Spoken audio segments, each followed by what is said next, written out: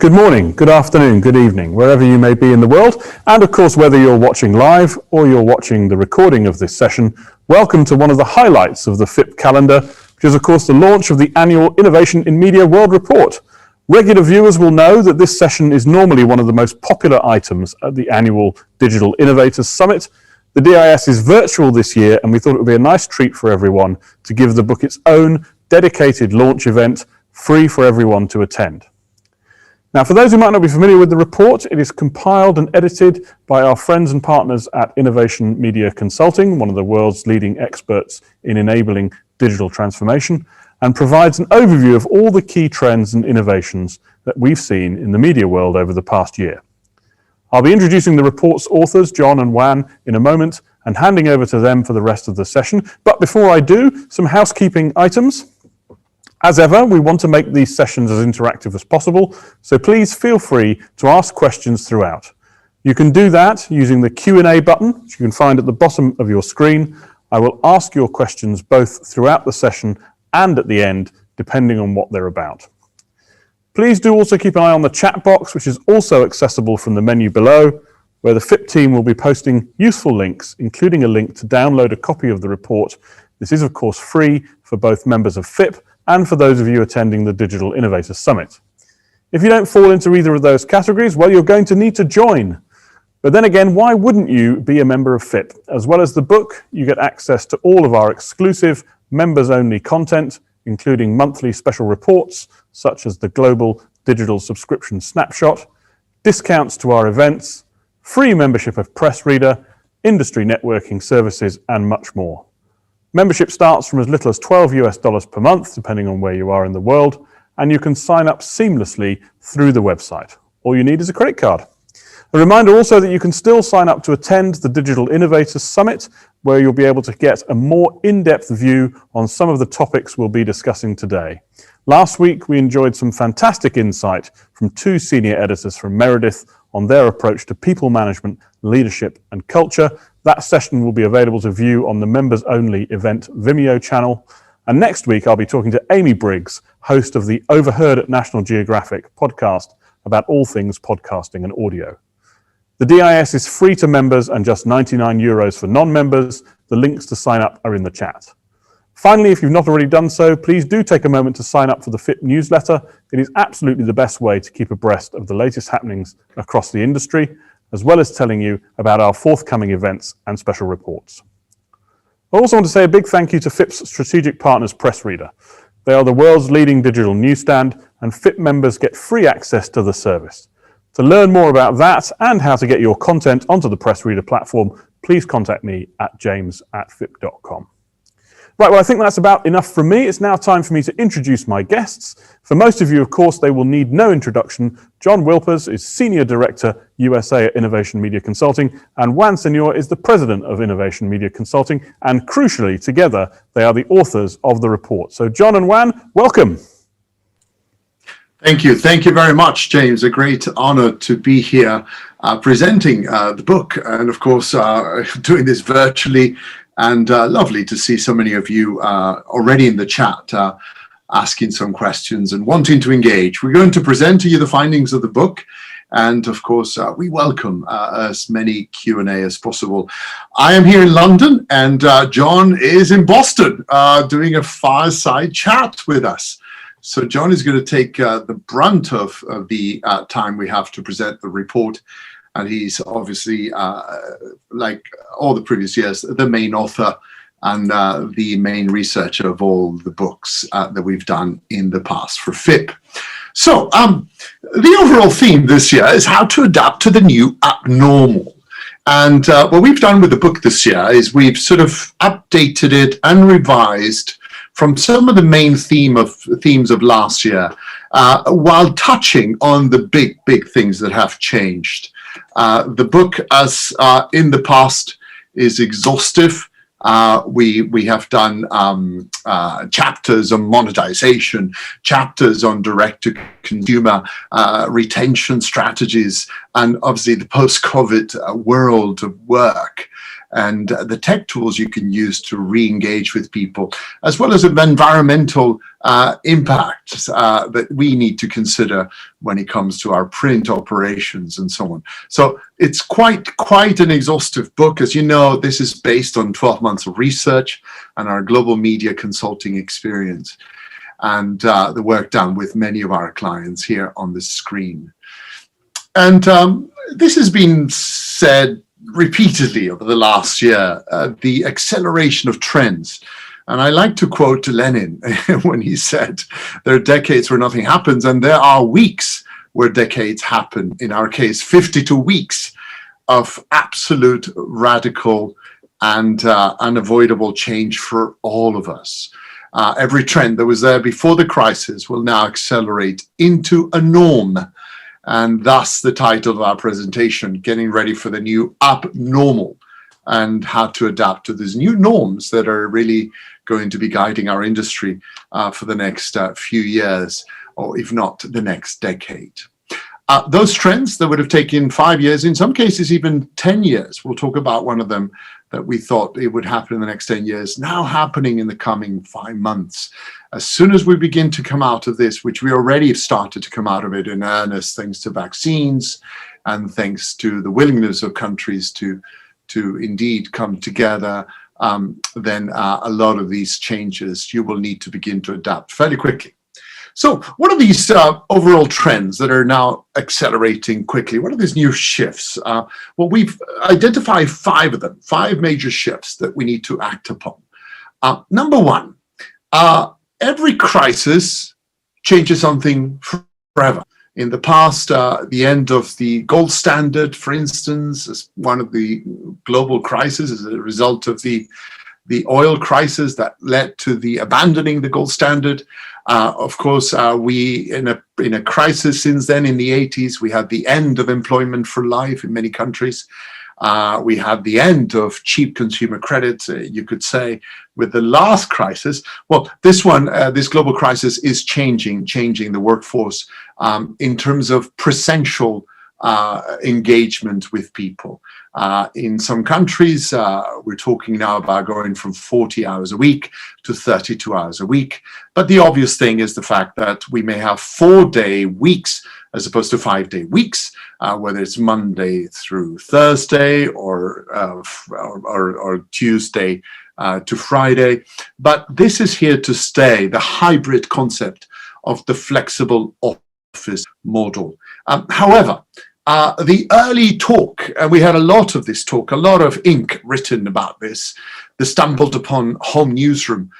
This is complete nonsense. We think, and we've observed, and we already verified by many publishers, this is not here to stay. We've had a lot of clients call us in desperation saying, well, should we shut down our editorial offices and save all that money? Should we, basically, is the future to just work from home? And the answer is no. No. In our content, in our case, our content cannot be created from home. You cannot do journalism isolated in your home. Journalism, whether it's health journalism, consumer journalism, is done in the street, face to face, and with good editors. Perhaps some of the subbing could be done from home. Some of the post-production could be done from home, no problem. But overall, you really cannot have journalism done from a home office.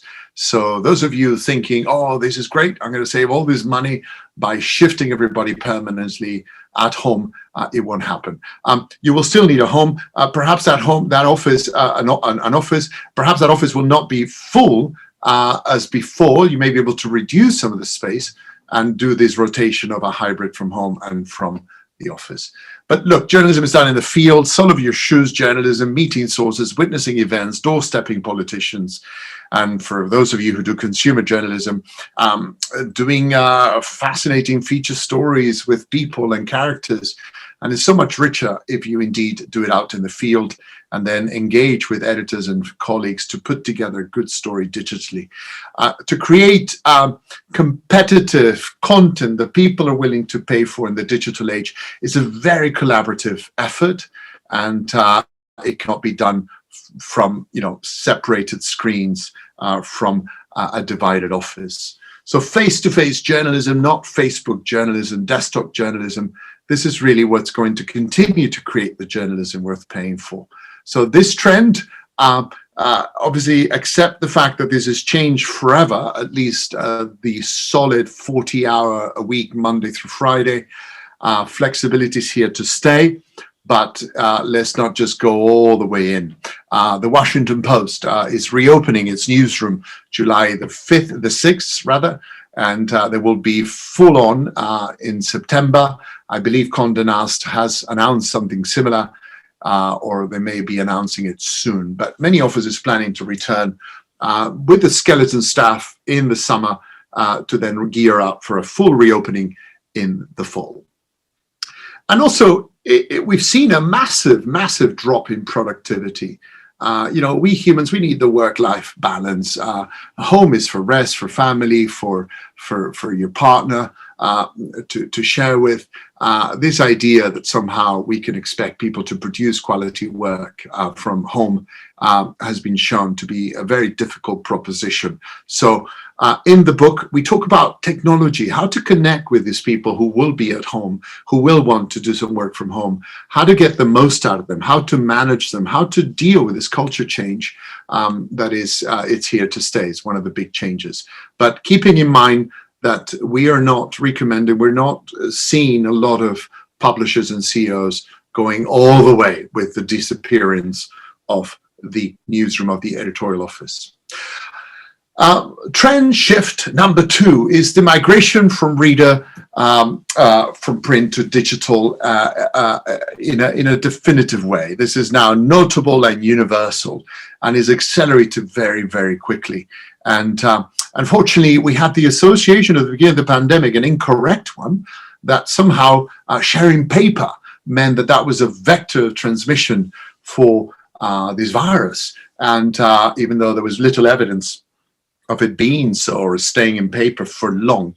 And yet people said, well, I'm not going to go out there. And also you couldn't go out there to the kiosk, to the newsstand, to the supermarket and pick up a magazine. You couldn't go out to do these activities. So a lot of people wanted to have that content, read it, experience it, and they went on a digital platform. And many of them are staying with that habit. The migration of readers from print to digital is significant. It is global. It's in every market. In the last year, in the last 2 years, we did have a massive, in developing nations, in some of the BRIC countries, in India, for instance, print was still a go-to platform, and that's changing significantly. Even in India, even in other markets, big countries, these migration of readers from print to digital has accelerated rapidly. So what does this mean? What does it mean for you? And a lot of people have been making perhaps the big mistake of, because also ad revenue is migrating to reader revenue, people are making the mistake of shutting down the print operation. Again, John and I fielded some engagements with some clients that said, let's go, that's it. Nobody wants our paper product. Let's shut it down because we save so much money. And we see that this is not quite the time or the way to do it. You cannot cut your way to growth. This is perhaps a defensive, a temporary thing to do. But we have a lot of people trying to convince themselves that they're digital first by cutting down their print operation and announcing to the market, we now only exist in digital because we've done such a wonderful transition to digital. Well, not so. And we have entertained and discussed with some clients, perhaps changing the frequency. If you're a weekly, perhaps changing to bi-weekly. If you were monthly to quarterly and so on. Some of those plays could be considered, but to completely shut down the print operation just to tell the market we're digital first doesn't make any sense. You have to become digital first, and only when your revenues are digital first, you can get rid of print. If not, it doesn't make any sense to shut down print altogether. And as you know, we at Innovation believe that print, it's here to stay, and it is part of our future. We need to use it as a bridge to the future. and it will stay in some form, and is the perfect medium for visibility and to send a definitive message with advertisers. People still love to see the physical product, especially in some consumer magazines. It's such an experience that it's difficult to conceive that it will ever go away. So really do not do this. Just abandon print just so you can tell people, advertisers, clients, we are digital first, or as a way for you to encourage subscriptions. Subscribe to digital because the print you can't get anymore. Doesn't make a lot of sense to do it this way. Once your revenues are digital first, and you've overtaken any revenue you would have got from the print title, then it makes sense to consider shutting down the print operation or changing the frequency. Look, desperate measures for desperate times. They must not become the norm. So yes, putting partitions in an office, working from home, shutting down perhaps or reducing the frequency of the print operation, yes. But these are desperate measures for desperate times, and we have gone through desperate times. Think twice about making them the norm just because you had to do it or you did it to save money. You need to become digitally sustainable before you become print unsustainable. And you've heard this from innovation repeatedly, and this is how we see the transition. Make the most of print, let it live as long as you can, protect it, do bundles. We're not nostalgic, we're not enamored with print as the only medium, of course, but do not believe that just because you are doing this cancelling of print, that somehow the digital revenue will replace it magically. It won't. Point number 3, we call it Social Media Independence Day or Independence Year. And it's sort of been a turning point, an inflection point for our relationship with big tech 2020. And especially in the first quarter of 2021, everybody's reckoning with this. And it started with the insight that the investments we've made in social audiences have not been paying off. Social media distancing, in a way, it's key to regain a direct relationship with our audiences. And of course, this has become a big political battle, of course, from big tech cancelling some politicians that we all are aware of, to big tech having a fight in many parliaments, in many national assemblies, and many congresses around the world, where tax laws are being introduced so they share their revenue with us publishers after more than 2 decades, well, a decade and a few years really, with social media, of us trying to get a fair share of the content they've been using to drive their audiences. So a lot of publishers are saying, okay, look, something has got to change. Something's got to give. These laws that are being introduced, they're being passed already in Australia. They're in Europe at the European level being introduced. They're being considered in the UK, in the US, in Brazil, and so on. They're moving, they're accelerating quickly. And what happened and why we talk about Social Media Independence Day is because in the past, people would tell you, well, I get my news from Facebook. They would tell you, I get my content from Facebook, you know. I just go to Facebook and I get it, and that's it. And during the pandemic, something happened.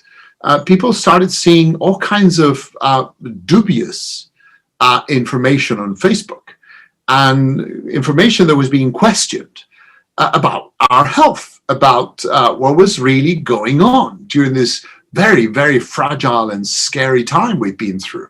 This was really a life threatening event for all of us. We've all been under toxic stress, and people realize, well, I really can't trust what I'm seeing in Facebook. So people were reading still stuff on their Facebook feed, and yet they were going to news sites or information sites to check, is this really true? Is this something I can believe in? So people have changed their habit. And now, rather than just getting their news from Facebook, rather than depending on Facebook, and of course, Twitter or Google or whatever other feeds you've got, people are now going to our sites directly. And this is a very important habit change that we must protect and encourage. And we must understand that if we have seen that increase in direct traffic every morning from people to our sites, this is something that is very good for us, and it's something we need to capitalize on. So in news, we must trust, and in information, we must trust, because a lot of consumer magazines have done phenomenal journalism, health journalism, consumer journalism, reporting on what is true and what is not. And in a perverse way, fake news is saving our profession, is saving journalism, because people have rediscovered the value of what we do. Alongside with it, there's been a vertiginous collapse in trust of social media platforms. And that's from consumers, because they've seen a lot of famosi, they've seen a lot of influencers essentially sharing utter nonsense, a lot of snake oils. And people are angry. They're angry that somehow this is going unchecked and so on. So fake news has been a constant source. It's pervasive, from celebrities to influencers. And curiously enough, we've seen a lot of advertising shifting that money that was going to influencers and saying we want to return that ad budget to quality magazines, quality news brands, quality sites, because we do not want to be associated with this this quackery that is out there and that is not good for our brands. It's also the end of free news for Facebook and Google. They will now share their revenue. And this is very important. And John, an innovation with FIPP, we're going to be looking in depth into this. And we're going to put together a special report on this, a white paper, just to give you as much insight as possible. I'm sure FIPP is taking a leadership role here in trying to give all of us guidance as to what makes sense, what doesn't make sense. And Facebook, obviously, it was a disaster what happened in Australia. Of course, you know, they just pulled out all the news, and in a way to in a bullying way, some would say, to make their case that they will not be subjected to forced payment. And yet this is happening. It's coming. The digital tax is here to stay. Is going to be a law, the law in most of Western Europe and the States, if not by the third quarter, certainly before that. In the meantime, Facebook and Google are on an offensive to get publishers to join their platforms, where they will pay a licensing fee, a syndication fee. Google is called News Showcase. Facebook is called Facebook Tab or Facebook News. We're seeing an announcement today, just a few hours ago, that the Murdoch Empire is going to join the Facebook News platform, at least in Australia. So they seem to be satisfied with payment that they will receive. Many are joining the Google News Showcase and so on. But this needs to be done with a lot of strategy, and it's better done if we all come together and negotiate together. We have more leverage with the platforms.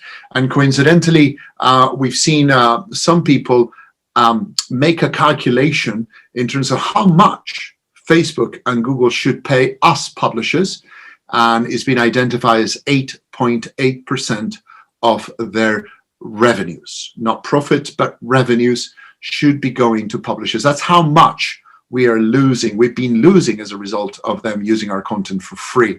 So that's an interesting number to have in mind. I could refer you to that research if you're interested. It's a very thorough piece of research from some colleagues of ours that have tried to come up with a specific number, how much they actually should be paying us. So important things. Should you stay? Should you go? Could you really do a social media independence play? Does it make sense? Even if you join Google News Showcase or Facebook News and Tab, they've been known to change their terms in the past. Can you trust them? Or should you wait for legislation to come along? Again, not in the book, but a shift for you to be aware of, because you will have to deal with this in the coming months, no doubt. And look, overall, this came to a head, and innovation has been saying this for a long time. This has been a very dysfunctional relationship. It's finally been mended. They're being forced to arbitration. That's essentially what's happening. The governments are not going to tell them how much you must pay. They're being forced to sit down with us and negotiate. So you better be well armed, because negotiations are about to begin. Another trend we've seen as part of this is that populist war on news media, it's going to continue and get even worse. Just the end of the Trump era is not the end of the attack on our profession, whether you're a consumer journalist, political journalist, fashion journalist. We've taken a hit as a result of this new form of politics, which is to attack news media altogether. Point number 4 is the Netflix moment. This is really as a result of what's happened this year. There's a global recognition that quality information is worth paying for. We've seen a massive rise in digital subscriptions, a record overall globally. So people are being willing to pay for content. A lot of it, yes, is hard news sites, legacy news sites, many of them. But a lot of consumer magazines have seen an uptick in subscriptions as a result of this moment, this global recognition that what we're doing has value. It must be paid for. And this is a very, very important moment. So you have to seize this moment or lose it forever. This is the time to launch a paywall and at least to launch a data wall. We have now all these people coming to our sites directly, not depending entirely from Facebook. This is the time for us to indeed launch that data wall and that paywall. Journalism matters. We've seen this, or just the sharing of quality information matters. To make life or death decisions, to hold populist leaders to account, and to search for answers. And whether it's answers in terms of, should I take a vaccine or not? Should I trust this politician or not? Should I travel or not? Should I wash my hands this way or that way? Wear a mask, yes or no? So this has been up to us to really give people a reassurance that this has gone through a journalistic process of verifying the information, and you should act according to that information. And then the whole discussion that we've had for many years, ads versus subs. Look, this is a false dichotomy. A lot of people say, no, I'm just going to carry on with my model of being an ad-dependent business versus subscriptions. If I do subscriptions, I can have ad revenue in a significant way. This is a false dichotomy. You can have both. You can have both, provided you have a good reader revenue base. That's the starting point. If you don't have that, you may have to choose one or the other for a while, but you can have both. And there are ways of doing this, and we've been working with a lot of clients to see how you make this transition and keep a significant amount of the ad revenue as well. And look, those digital pure players, they're in complete collapse and consolidation, from BuzzFeed buying Huffington Post to Vice laying people off, Mashable and so on, audiences through the floor. Those ad-dependent digital media houses, they're closing their doors. They're in difficulty. So the ad-dependent digital model, we now almost certainty it's not sustainable unless you're the number one in your market for, say, entertainment news, or unless you're the Daily Mail, one of the or Z or TMZ, unless you're one of those top brands globally in the market, you could sustain an ad-dependent model for years to come. If you're not number one in your market when it comes to entertainment news that brings a lot of traffic and therefore enough revenue to sustain that model, you have very little future with that model.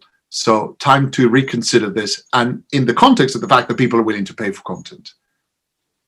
In a pandemic, we've seen essential services are not free. Medicines, water, electricity, the internet, we've all paid for this during a pandemic. Information is an essential service that should also not be free. I think people have understood that, and this is a very important moment for us, because we can capitalize on it by beginning to launch our paywalls. A very interesting thing as well is that our role as fact checkers, this is the new added value to our journalism. You know, we did feature journalism, we did consumer journalism, fashion journalism, political journalism, gossip journalism, reportorial journalism. Fact-checking journalism is a new genre, and people will pay for that. They will pay for someone to actually look at what's been said, look what's out there, and just really present to us, well, as far as we can tell, this is fake. As far as we can tell, you cannot trust this. this is a very, very interesting new role for us, and something that adds tremendous value to our payment proposition. So this is the investment to the moment, to invest in this, to invest in fact checking, to invest in this kind of journalism, and to sell it confidently. We do have a willing marketplace with lots of punters, lots of customers, that with the right proposition at the right price, they'll be willing to consider a payment relationship. And of course, in the book, we talk about how perhaps for the magazine world, the place not so much subscriptions, but memberships. And it's a big difference, as you know. So you're not just selling a subscription to content, you're selling a subscription to belonging to a club, to a brand that gives you added value as a member. So, and we've been looking at a lot of cases of looking at, say, membership like you do with an airline, where you have a gold membership, silver, bronze, and so on. So there are many, many different ways of approaching this in the magazine space, which are very, very interesting, beyond just the digital subscription of the traditional news sites. And look, we've been selling the wrong thing. We have to stop selling ads and start selling journalism. Point number 5, and the last one, is that mindsets have changed forever. Lots of things have changed, but I think this is very important. John and I and the entire team at Innovation, 90 of us globally, have been working so hard for so many years, dealing with publishers, with CEOs, with editors, with journalists who just refuse to accept change, who refuse to engage really in culture change, who were holding back. And they all still were wishing that the new normal would end up being the old normal, right? Well, a lot of them are letting go, and they're accepting and adapting to the new abnormal. This has been a watershed year for anybody who had any doubts that the digital transformation process had to be started yesterday. And those who have left it too late are now paying the price, but there's still time. So the world may be frozen, but you must act and not wait for this to simply pass, really. If you're in hell, keep on walking. And you have to manage what you can control. Everything else treat as superfluous, as it is out of control. Look, never let a good crisis go to waste, somebody once said, and is so relevant to today. So really engage in all these changes. I hope you find the book very, very illuminating on how to bring about many of these changes. And as we've been saying here in London, from me, it's think positive and stay negative. That's what we've been saying in London throughout. So I'll hand over now to John for his fireside chat to conclude the findings of the book this year. John. Thank you, Juan. All right. Welcome. So we're going to talk about the best innovations from one tough year. What's in our book? Post-COVID world of work, how to recruit and retain the best talent, direct-to-consumer revenue streams, sustainability, podcasting, content creativity, monetization, and offbeat. There's going to be a lot of information in a hurry, but don't worry, the deck will be made available afterwards. So first, post-COVID world of work. This is a reset moment. Organizations are unfrozen, people are expecting change, you have cover. There will never be a better time for you to tackle deep changes that need to happen. And I think shame on us if we don't seize this opportunity. It's a once in who knows how long. It all starts with leadership. Unfortunately, 78% of HR department heads identified the leader's mindsets as a greater challenge than the skill sets in driving the success of a hybrid workforce model. What are the skill sets required? You got to be able to build trust. You got to be able to empower employees. You have to be able to enable collaboration and establish productive team climates. That 9 to 5, Monday through Friday thing is dead and gone, as Juan said. Hybrid is definitely the future. We're simply not going to go back to 5 days a week in the office. And as Juan said, all remote all the time is just not healthy, especially in media, where the creative process, we believe strongly, needs to happen in person. So how do we do it? Well, we put 55 tech tools in the book. I'm sure you're very well aware of most of them, But there are a lot of them that are very cool in there you might want to investigate. But after, it really isn't about the tech. It's people things. So here are 10 people steps to make normal work, the new normal work. Set expectations early and often, be organized and flexible, provide collaboration, track your book and track your team's progress, emphasize communication, listen, develop empathy, build collaboration, adapt your meeting times, resist the urge to micromanage and look over people's shoulders because you're at a distance. Celebrate success. Here's some more people tips. Make one-to-one phone calls. Use polls in the Zoom calls for anonymity so that people who might be afraid to speak up feel safe saying something. Send personal emails, add compliments to meetings, go around the room, so to speak, for personal news. Model things like, I'm leaving the office to go have lunch. Give them permission to do so. Use breakout rooms and Zooms to let other people, again, people who might be shy, have a chance to say something. Schedule non-meeting days. Set no emails after hours. Don't expect people to stay up all hours and communicate. And if you have a print product, I talked to an editor who sends mailed tear sheets with kudos, which is what a wonderful touch that is. Also in the book, how to increase gender equity, diversity, how to keep remote employees feeling valued.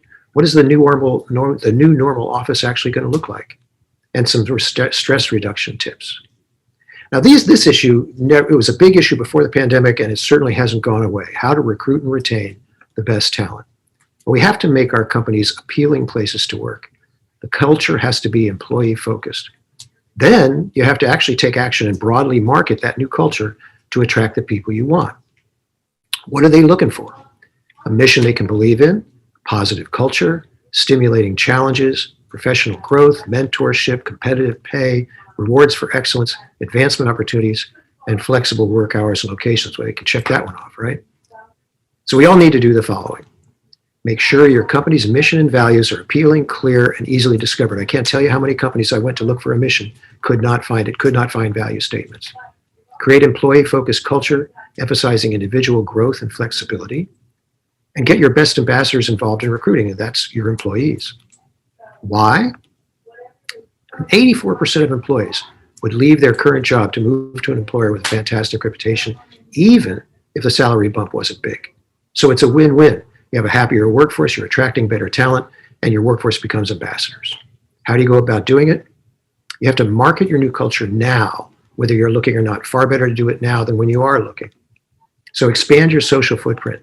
Create content about your culture. Do search engine optimization. Do landing page conversion optimization.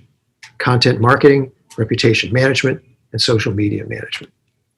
Because, as we all know, content has the power to help potential candidates decide whether they're not a fit or not for your company. As soon as they hear about an opening, they're going to go check you out on social media. Let's see what happens. Now, here's something I haven't heard many people talk about. Defensive marketing. There are at least 5 companies out on the internet that allow your current and former employees to condemn or commend you in public. You can rank the company, you can rank the CEO, you can rank the job interview, and worst or best of all, you can recommend a company to a friend or not. We looked at 11 major media companies. 80% of those media companies did not hit or beat the average company rating of only 3.3, and only 30% would recommend their own company to a friend. So take a look at this. You can see the average score for overall rating 3.3, only 2 of our 11 hit that. The average rating for a CEO, 69%, only half beat that. But let's look at the most important one, which would you recommend your company to a friend? Look at this. Condé Nast only hit 36%. Meredith did better, but 48% is nothing to brag about. Berta, 36%. Bonnier, 34%. Montadori, 37%. And poor TVA down at 20%. Who would go work there, right? And yet this stuff is sitting out there ruining whatever work you're doing to market your company. So how do you watch your back? You follow your profiles, you sign up to receive alerts, you develop a plan for responding, you encourage more reviews by addressing and responding to the ones you see. You do not ask your employees for reviews or pay them or buy fake reviews, but you do let staff know that reviews are important. And the other half of this coin, the human capital coin, is retention. What's the cost of not retaining? Well, the cost of recruiting, hiring, onboarding, and training can run from 90 to 200% of the annual salary you're replacing. Then there's lost productivity, decreased morale, disrupted culture, lost institutional knowledge, a lost, smoothly working relationship. The teams are interrupted, and the existing staff is going to look elsewhere because you're not promoting from within. In addition to the time and effort of hiring, outside hires take 3 years to perform as well as the internal hires in the same job, while internal hires take 7 years to earn as much as outside hires. So here are 13 key retention strategies. Start with a smart onboarding process. I can't tell you how many companies just walk the person into the editorial department and say, here's your desk. Create a mentor program. Provide a thoughtful professional feedback on a regular basis. Focus on the 5% who create 95% of the value. Create an employee value proposition. Shut up and listen regularly, and then act on the results of that. And remember, it's not about all the perks, just the right ones. Help your people grow. Train them regularly. Promote from within. Be family friendly. Take a regular look at the pay rates versus other media companies in your market. Encourage work-life balance, and start new projects by stopping some existing projects. In the book, we talk about how to set up the mentorship program, how to create an employee referral program, 5 sites where you're getting rated, what is human analytics and how do you choose a system. It's fascinating stuff. I encourage you to read that. How to hire women, and 5 questions to ask at a stay interview. Now, this year, we did something brand new. We looked at direct-to-consumer. We took a look at 6 business models. The first, digital subscriptions. You know, advertisers have never really loved us, right? They always demanded lower rates, special treatment, upfront placement, expensive make goods, more traffic, proof of sales, free editorial copy, pics of their ribbon cuttings, stories about their new hires, prominent play of their charity check presentations, et cetera, ad nauseum. And then they go and toss us off for the cool kids on the block. Who does love us? Readers. Okay, they've had dalliances, the siren song of free information on the web, right? But when those sources turned out to be untrustworthy, false, and as Juan was saying, in some cases dangerous, they've started to come back. Our brands and the print distribution no longer enough. We have to rebuild personal relationships with readers. So we have to collect that interaction data, scale it, and turn it and leverage it across our organization. And we have to accept that throughout the organization of a reader-first focus and a commitment to pay attention to that data, because the content that needs to be content that is worth paying for, as opposed to just content worth writing. So what's the first thing to do when you're building a subscription model? Identify not only the readers who already visit your site regularly, but especially those who regularly open your newsletter and regularly click on your content on multiple platforms and devices. We're going to get into what they call whales in a minute. Even though the regulars might be a small number, they are the people who use your content in their everyday lives, consider it valuable, and feel a strong affinity to it.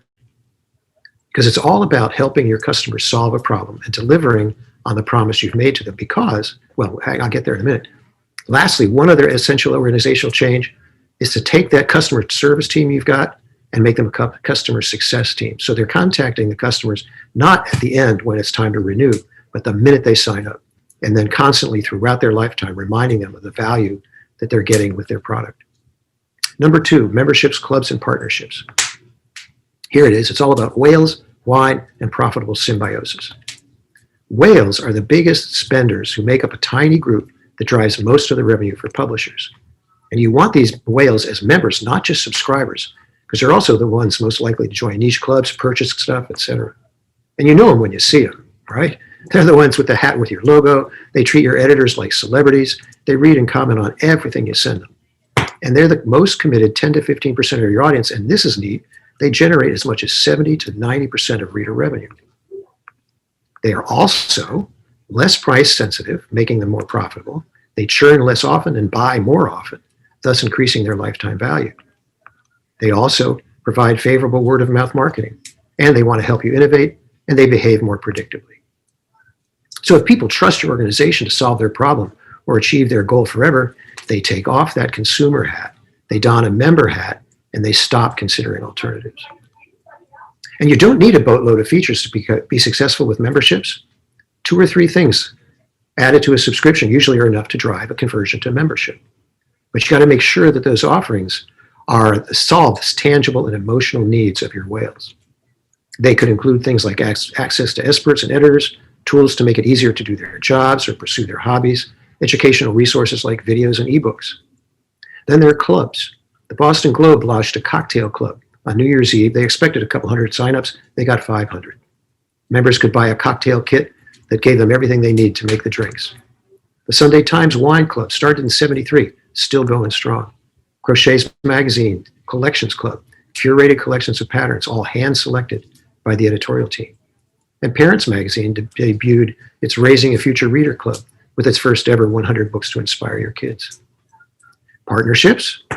In just the last 5 years, for example, the Wall Street Journal built more than 40 bundling partnerships in 25 countries.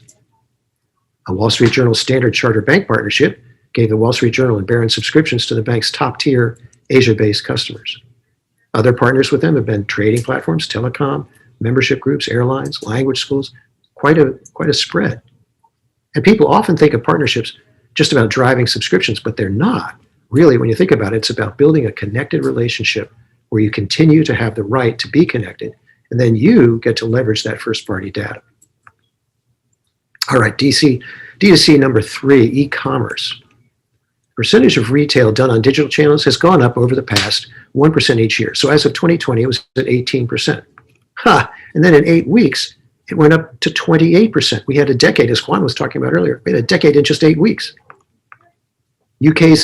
Hearst UK's e-commerce revenue grew incredibly during the second quarter. New York Magazine's shopping site, The Strategist, 85% year over year. Marie Claire's e-commerce revenue in the first 7 months equaled all of it in 2019. Publishers have an edge against commerce sites because they have that organic traffic returning to their sites, and many returning many times a week. There's also the strong media brand people that people trust, and editors who curate the world and make it relevant. So we can leverage that brand and capitalize on consumers directly where the inspiration strikes. We see 3 to 5 times increase in profit compared to affiliate programs for the same product. And publishers with e-commerce, they're turning themselves into arenas for interactivity and developing a deeper relationship with the customers who keep coming back. And now is a very good time to do this because the commissions that affiliates are paying has been sliced like in half for business products, headphones, and for home products, 2/3 cut, personal care products, 4.5 to 1%. All right, D2C model number 4 is e-learning. E-learning is a very valid and high margin business opportunities for publishers, both B2B and B2C. This guy said he's seen, once a program is operational, margins of between 20 and 70%. That's pretty nice. So what he advises is don't let your expertise and assets go or under leveraged. If you don't have the time to do a program on your own, partner with an academic or a commercial institution whose business is online education. They'll do all the work for you, all the product creation and monetization, delivery, every element, so that monetization becomes turnkey. For example, Sneaker Essentials was done, Streetwear Essentials, Complex Media, Parsons School of Design, a music industry course done with New York University and Billboard. Guardian, they're way out there, many courses every month in a whole variety of niches. Berta Style Academy, they teach students how to create beautiful, stylish, professional-looking garments in their own home. Condé Nast College prepares students for careers in fashion, media, and lifestyle industries. Events. Events will never be the same, right? And actually, that's a very good thing. I think, this woman says, I think long-term we'll have a much better business, a more diverse business, and a more sustainable business going forward. And the director of events at FT Live says, in the future, all events will be hybrid. No one is ever going to run a large public-facing B2B event without a digital component ever again. Virtual events are more inclusive, more global, they can scale, they include people who normally could not attend for cost reasons, more speakers who are more available, they remove geographic boundaries, they have a low-cost base, so you don't need to hire a venue, you don't need to feed your guests, they have a high profit margin, they're more accessible to younger, engaged audiences who probably don't have the money or the time, lots of attendee data to grow subscriptions. So for example, Condé Nast, 150 events globally, 700,000 consumers. Cherry Bomb thought they'd get 700 paying attendees before they had to cancel, and instead they reached 180,300 Instagram accounts. FT Global Board had 100 remote speakers, 5,200 delegates. Women's Health reached more than 10.9 million people on social media. And what happened with FT, they said the power of digital meant that in weeks, they could get this incredible audience from all over the world because people could call in on Zoom. And it was an eye-opener for them They said because suddenly they went from digital just being a lifesaver to digital being a big opportunity. And at the end of 2020, they had put on 290 events versus the average of 150 pre-pandemic. Of course, there are downsides, right? Virtual can't match the in-person money. A total switch to virtual would result in a 50% revenue loss. And it's a different business model altogether. Profit margins could be higher, but revenues lower. Lower ticket prices, lack of in-person networking, the number of and revenue from sponsors and exhibitors did not follow the growth in attendees. But there are solutions. This guy in Hong Kong, he says, we have a WeChat channel during the event and they can communicate in public or create private chat rooms, which have worked very well. So a lot of interactivity. On ticket prices, they weren't doing well with that or book sales or sub sales. So they partnered with a book publisher and raised the ticket prices with the book included to get a higher result. And the lack of sponsorships and exhibitors, the FT guy says the best salespeople will evolve the conversation with clients from this is a second best alternative to make do in these uncertain times. Two, you want this digital solution a lot more than you thought. Number 6 is recurring revenue. Recurring revenue leads to stronger margins in the long term, certainty of future income, and is tied to the clock. And now we've been enjoying recurring revenue for centuries with subscriptions, right? But we have been leaving a lot of money on the table. Why? Because we haven't milked the recurring revenue cow the way some consumer producers have done so to stunning effect lately. What is the key? It's to go beyond your primary product. So who's doing this? Makers of athletic equipment, cars, clothing, software, shopping sites, professional development, health and wellness products. And a great example is Peloton. Peloton, for example, sells a lot of exercise equipment. From 2017 to 2020, their revenue grew from 218 million to more than 1.8 billion, 726% increase. But that only represents 75% of their revenue. Guess what makes up the rest? Apparel and subscriptions. Peloton sells subscriptions for streamed workout content to a mobile device, $13 a month, or directly to the Peloton, $39 a month. On both products, the profit margin is 43%.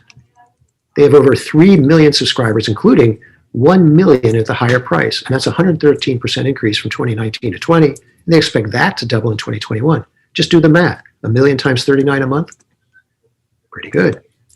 So we believe publishers should look at the content and products they have and could create to build recurring revenue models. Going green. We looked at 30 of the largest media companies in the world, and then I did a Google search for other media companies' sustainability activities, and what I found was virtually nothing. Many media companies have no sustainability policies or goals at all, and of those that do, the statements and goals have never issued progress reports, or those reports have not been updated in years. To be fair, some media companies do have created environmental sustainability mission statements, internal teams, measurable goals, and published the result. And if you do this, there's a triple benefit. You can improve customer relations because customers like to support sustainable companies. Bottom line savings, you save the planet.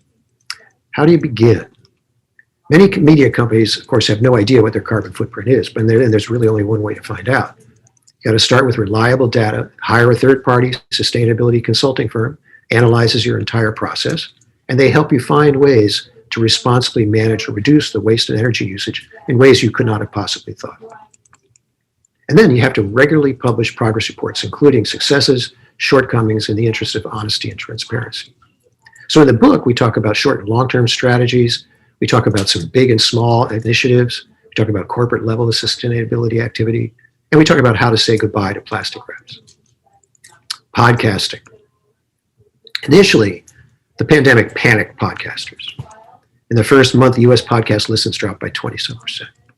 But everywhere else, and ultimately in the US, podcasting actually exploded. In April, listens in Europe were up by 53%, globally 42%. In July, Spotify subscribers were listening to double the amount of content. And podcast advertising has not only recovered, but grown. By May, the number of unique advertisers had almost returned to pre-pandemic levels. And by September, it had grown 42%.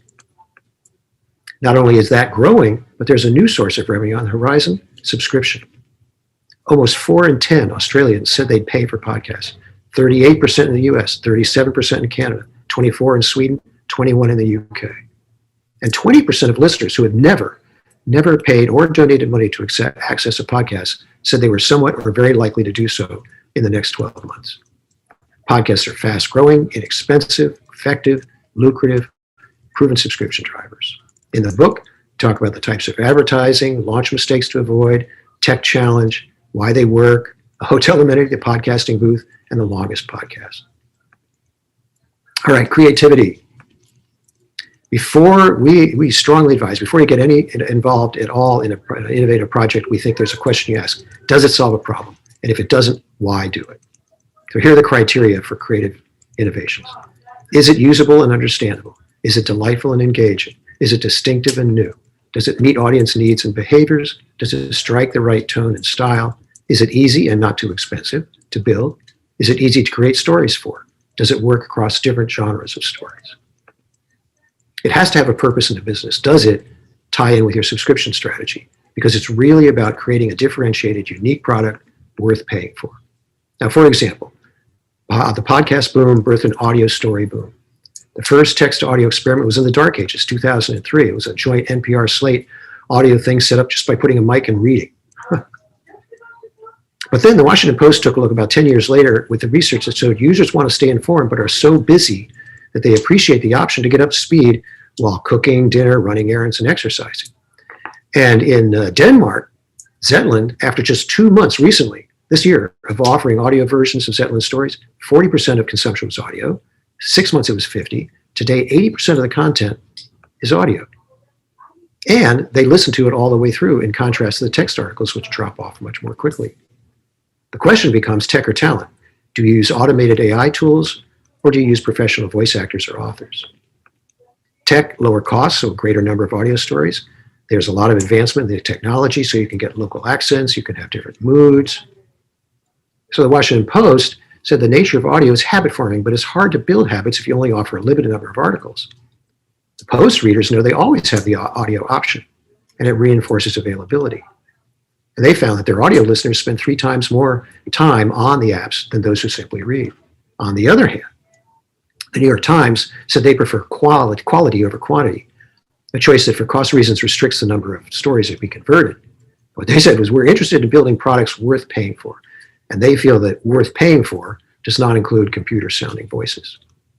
Zetland does use human readers, but they're their own writers. He said, we originally tried using professional voice actors, but it sounded too perfect. The personal voice of the journalist is important. They wanted a human product.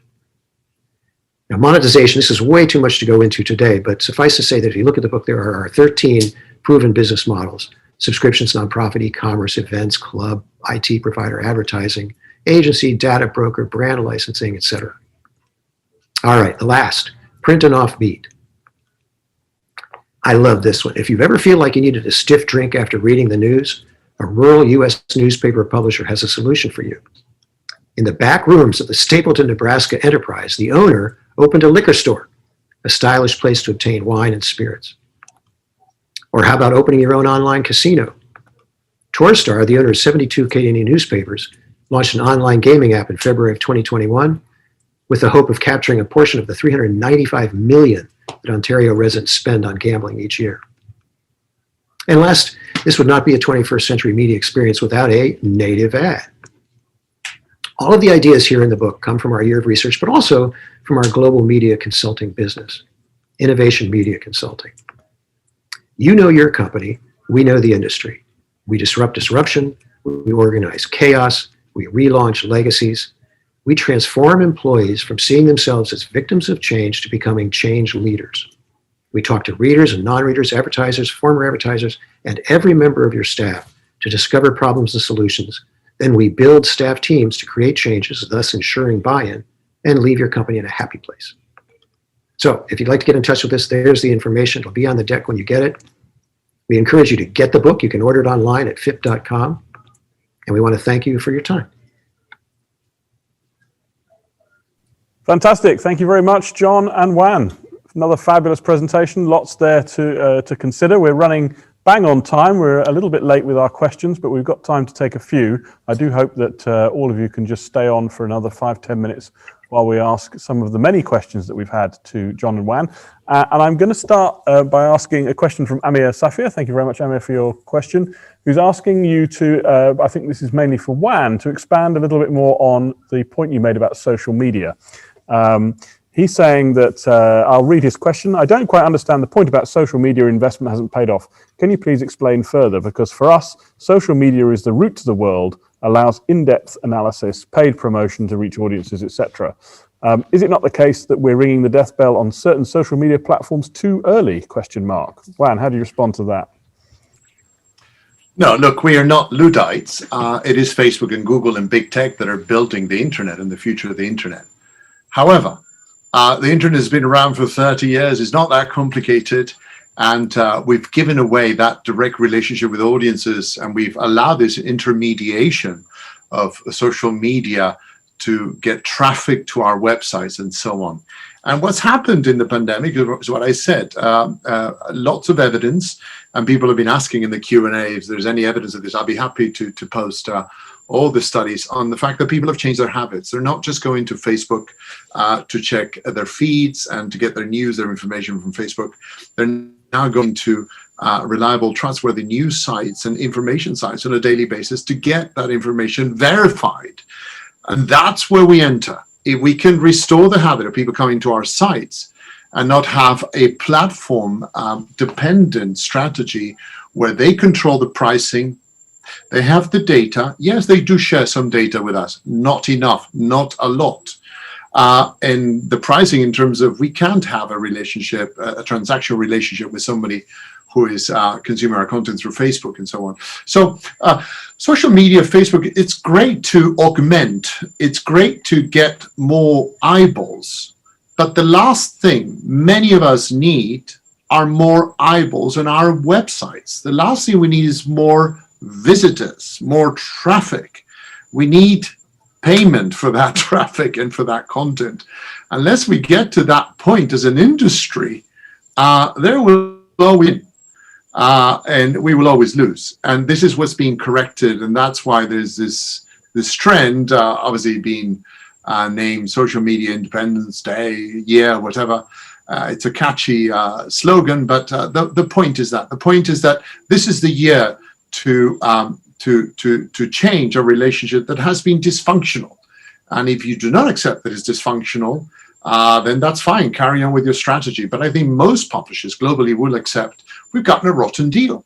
They've gotten the most out of our audiences. And remember, the second biggest source of traffic for Facebook globally in every country is news sites, is people sharing information, whether it's entertainment news, whether it's hard news, whether it's fashion news, what have you. So big tech, they know that. They know we're as important to them as they are to us. What's changed is that governments are now going to force them to sit down with us and to arbitrate, to mediate, to come to an agreement. And that's where you must seize the moment. Don't let this one pass. Fantastic. Yep. Great summary. And I do think the social media debate is a bit like somebody robbing you of your watch and then selling it back to you for 3 times what it's worth. So they're definitely not giving fair value in that exchange. I'm going to ask a question then to John, and this is from your colleague Alvaro in Colombia. Hello, Alvaro. Nice to hear from you. Thank you for watching. Who wants to just explore this question of sustainability a little bit more and compare and contrast, please. I'll summarize his question. If you could compare and contrast the difference between print and digital in respect of sustainability. Isn't it the case that digital operations are more effective and more efficient from a sustainability point of view? Does it make sense in terms of corporate social responsibility to have print operations at all? And actually, to be fair, one of our other viewers, Sergey, has posted a link to a paper that UPM have done on sustainability, which has more information. But John, how do you assess that? What's the true picture here of the contrast between print and digital sustainability? Well, it's actually fascinating. On the face of it, you would think that print is much worse, but print also uses paper, which is a renewable energy source or a renewable source. Whereas if you look at some of the things that digital is doing, the impact of the digital is much, much worse, and it's not a sustainable, it's not a renewable energy source. So in many ways, there are things that we're doing with digital that are maybe not as bad, but pretty bad. And so people are re-examining the kinds of things they put out there in terms of digital offerings. So yeah, it's not an easy decision. And I think, as Juan was saying earlier, we think paper is going to be around for a very, very long time. Yeah, and it can be done in a sustainable way. Absolutely. And I think the crucial point here is that companies need to understand the end-to-end impact of their operations. I mean, a stat that we use quite often is that Bitcoin, that fabled digital solution to all the world's currency problems, uses as much energy as Chile, as the country of Chile. So, you know, it's not a sustainable free element. If you're interested on issues around sustainability in print, by the way, audience members, you can go and look at our website and find the reports that we did with the UPM on sustainability. And you can also go to the Two Sides campaign, which is an industry-funded campaign on print sustainability, and has got some really good information there on the point that John was making of exactly how sustainable print is. I want to go back just for a moment to this question of social media and Social Independence Day, and another question here from Alvaro, which I think is important and relates to something that we've dealt with in recent webinars around the difference between the generations. Juan, isn't Social Independence Day and that concept, isn't that really a concept for us older folk? Isn't it the case that younger generations don't really think about stuff like that, and they've just become so used to using social media that being without it is unimaginable? Yeah, of course. Yeah, there's absolutely a digital divide that always, and it exists for absolutely everything out there. Every single media and every single medium has that social divide. Younger people are definitely using streaming. Older people are still using scheduled television and so on. However, this pandemic has been a bit of an equalizer in the sense that even young people have been affected by being exposed to fake news, to toxic news. And many of them have, for the first time, have engaged in debates. Should I wear a mask, a vaccine, this and that? And they've been referred that for the first time, many of them have discovered or appreciated quality information or journalism, and they're developing the habit. There's been a lot of unintended media literacy, again, because this has been a situation of life and death. And there's also, as you know, there's been a massive pushback by the young generation, below Generation Z and Y, to the tone deaf behavior of influencers on social media, and the fact that it was so horrifying for them to see people prancing and dancing in beaches while people are in lockdown in city centers and not being able to leave and so on. So that repudiation of that behavior on social media platforms is leading to a lot of people looking for who else is out there contributing to this conversation that I should be exposed to. Can we expect them to become, for an 18-year-old to become a subscriber to GQ? No, I don't think it will happen at that age. Will they be exposed to some content through all kinds of different platforms? Absolutely, yes. But subscribers a little bit older is the normal profile age for those kind of brands. So no, there's been plenty of evidence that young people are pushing back against the toxification of social media. Yeah, absolutely. Fantastic. Well, look, we're nearly out of time. So I'm going to ask you to close by answering one last question, which is another question from Amir. Thank you very much, Amir, for that. Who wants to know what your view will be, and I think this is a great place to leave this topic, on what the post-pandemic media landscape is going to look like. We've seen this dramatic shift for many readers to digital. We've seen traffic numbers up by 100, 150, 200%. We've seen digital subscription numbers up into the double or triple digit growth rates for those. Do you see the prospect of there being a correction, a shift back towards traditional media, or do you think it's here to stay? John, do you want to take that first? Sure. I think that it's going to stay. I think people will go back. I think right now the print is seen as an escape from an all-day digital lifestyle. So I don't think print's going to go anywhere. I think the numbers, one of the great things about this is not just been getting the pandemic information, but rediscovering quality sources of information, as Juan was talking about. And once discovered, I think people will stick with us. They like the idea. I think the big thing that we talked about in the book as a change is audio. I think audio is so convenient and so ubiquitous. It's in the car, it's at home on your smart speaker. I think we're going to see more and more companies that have 100% of their content available in audio. And Juan. Yeah, I would like to close by talking about the power that media brands, particularly magazines and legacy titles, the power that they have to convene. And remember the Roaring '20s. Yeah, we entered the '20s thinking, oh, it's going to be the Roaring '20s, and we had a hell of a year.